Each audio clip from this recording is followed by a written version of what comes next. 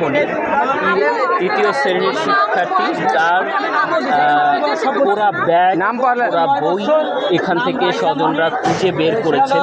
তার মানে তারা বলছেন ঠিক আপনি বলেন এই জায়গাটিতেই তাদের সন্তান ছিল এবং যে সন্তানকে এখন তারা আসলে খুঁজে পাচ্ছেন না, এবং তারা আসলে বিভিন্ন জায়গায় খুঁজেছেন, বিভিন্ন জায়গায় খুঁজে ফিরেও আসলে তারা কিন্তু তাদের সন্তানকে না পেয়ে এখন আসলে কান্না জর্জরিতভাবে তারা আসলে তাদের যে চোখের পানি সেটি আসলে দেখার মতো নয়।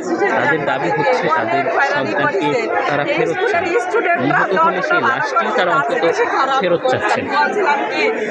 সেই আকুতি কিন্তু তারা এখানে ব্যক্ত করছেন এবং এই যে মাইলস্টোনের পুরো ক্যাম্পাস জুড়ে কিন্তু আসলে এখন এই একই অবস্থা বিরাজ করছে। আমরা দেখছি যে বিভিন্ন স্বজন এখানে আসছেন এবং স্বজনরা তারা কিন্তু এখানে এসে ঠিক আছে এটা দিয়ে প্যাকেজ শুরু করবো, তো একটু ছবি লাগবে কিন্তু এখন ঠিক নাই আমার, এখন আপনার ছবি নেই আমার মনে কেউ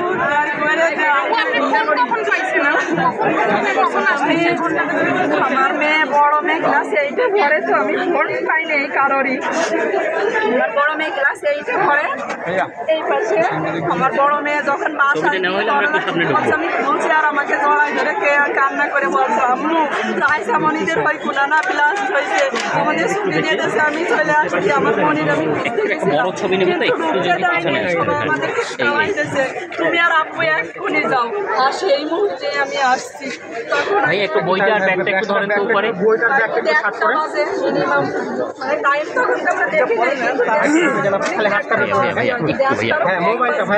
1:30টার উপরে না, 1:30টার কোন বাজবে।